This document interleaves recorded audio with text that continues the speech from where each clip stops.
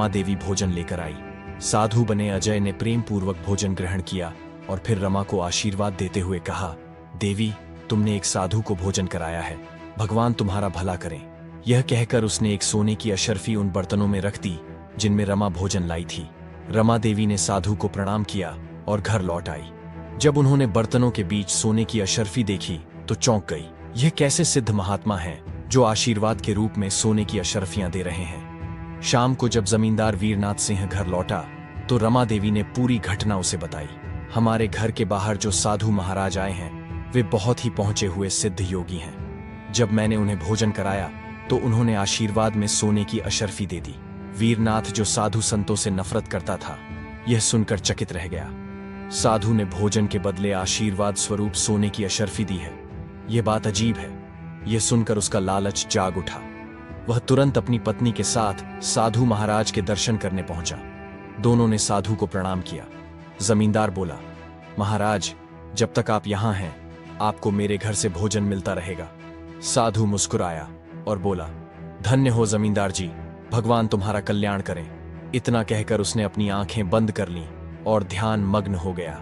अगले दिन जब साधु को फिर से भोजन दिया गया तो उसने आशीर्वाद में एक और सोने की अशर्फी बर्तनों में रख दी। यह क्रम लगातार 4 दिनों तक चलता रहा।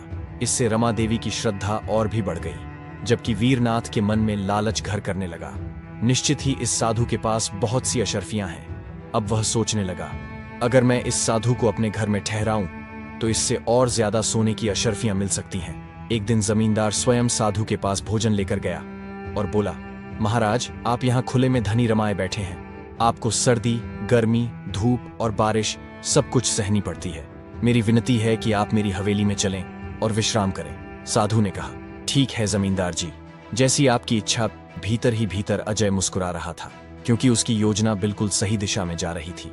जमींदार और उसकी पत्नी साधु को अपनी हवेली में ले आए और उसके लिए एक अलग कमरा तैयार करवाया। साधु हवेली में रहने लगा। उसकी खूब सेवा सत्कार होने लगा। हर दिन भोजन के बाद वह जमींदार को एक सोने की अशर्फी दे देता। 15वें दिन जब जमींदार स्वयं भोजन लेकर साधु के पास गया तो उसने पूछा, महाराज, आपके पास इतनी सोने की अशर्फियां कहां से आईं? आप तो कोई व्यापारी नहीं हैं। आपको यह संपत्ति कहां से मिली?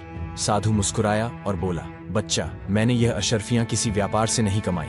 मेरे पास एक सिद्धि है जिससे मैं हजारों सोने की अशर्फियां उत्पन्न कर सकता हूं। यह सुनकर जमींदार के होश उड़ गए। बाबा, क्या सचमुच आपके पास ऐसी सिद्धि है? यदि ऐसा है तो क्या आप मुझे भी यह विद्या सिखा सकते हैं? साधु बने अजय सिंह ने गंभीर स्वर में कहा, अब तक मैंने यह सिद्धि किसी को नहीं सिखाई, लेकिन तुम्हारी